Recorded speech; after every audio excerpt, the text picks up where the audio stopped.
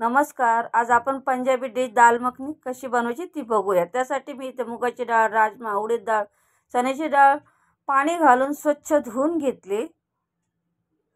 त्यात आपण पाणी घालून झाकण ठेवून 1 घंटा भिजून घेऊया. 1 घंटा झालाय. आपली डाळ पण छान फुगली आहे. आता याच्यातलं पाणी काढून घेऊया आणि कुकरमध्ये डाळ घालून त्यात थोडंसं पाणी घालूया. 1 चमचा मीठ घालूया आणि झाकण लावून त्याच्या 7-8 शिट्ट्या काढून घेऊया.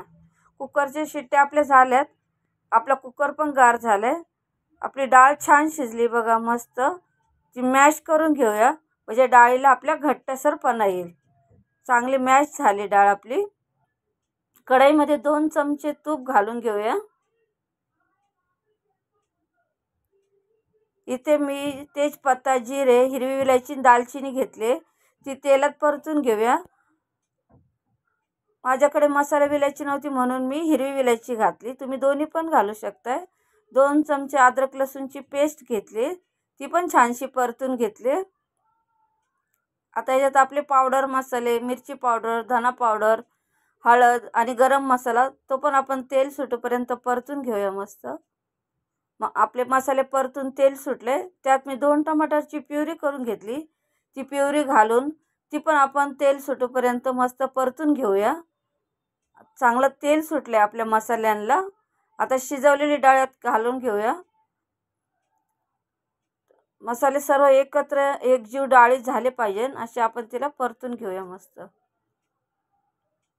थोडंसं पाणी घालूया. डाळ खूप घट्ट झाली आपली आणि त्याची आता चांगली उकळी काढून सगळं मसाले डाळ एकत्र छान एकजीव होऊ देऊया.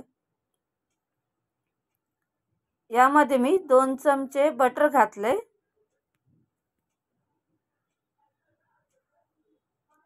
थोडीशी क्रीम घातली.